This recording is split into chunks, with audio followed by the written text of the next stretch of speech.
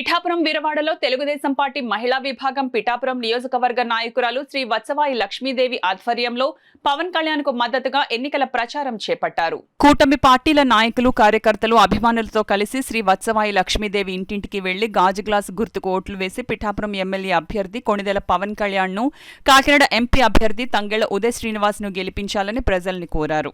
ఈ సందర్భంగా లక్ష్మీదేవి మీడియాతో మాట్లాడారు.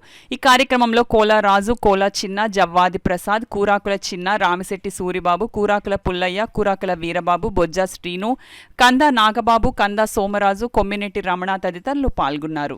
మన వీరవాడ గ్రామంలో మా ఆడపడుచులకి అందరికీ కాలికి మట్టి అంటకుండా సీసీ రోడ్డు వేయడం కూడా జరిగింది.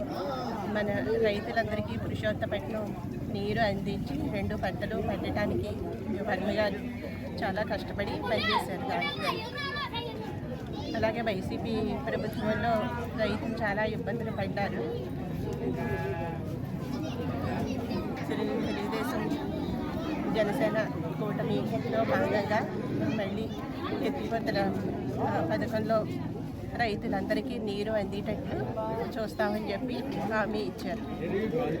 అలాగే మన కూటమిలో భాగంగా మీరందరూ కూడా పవన్ కళ్యాణ్ గారికి అత్యధిక ఓటు మెజారిటీ ఇచ్చి పవన్ కళ్యాణ్ గారిని గెలిపించాలని కోరుకుంటున్నాను. అలాగే మన చంద్రబాబు నాయుడు గారు, వర్మ గారు బలపరిచిన మన పవన్ కళ్యాణ్ గారికి ఓట్లేసి అత్యంత మెజారిటీతో గెలిపించాలని కోరుకుంటున్నాను.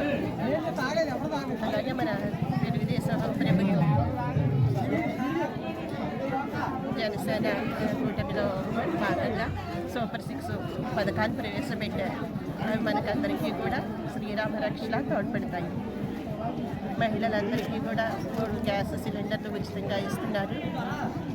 ఆడబిడ్డ నిధి కింద నెలకి 1500 ఇస్తున్నారు. అలాగే చదువుకునే పిల్లలు ఎవరైతే ఉన్నారో వాళ్ళందరికీ కూడా సంవత్సరానికి 15,000 చొప్పున ఇస్తున్నారు. మీరందరూ కూడా మళ్ళీ తెలుగుదేశం ప్రభుత్వం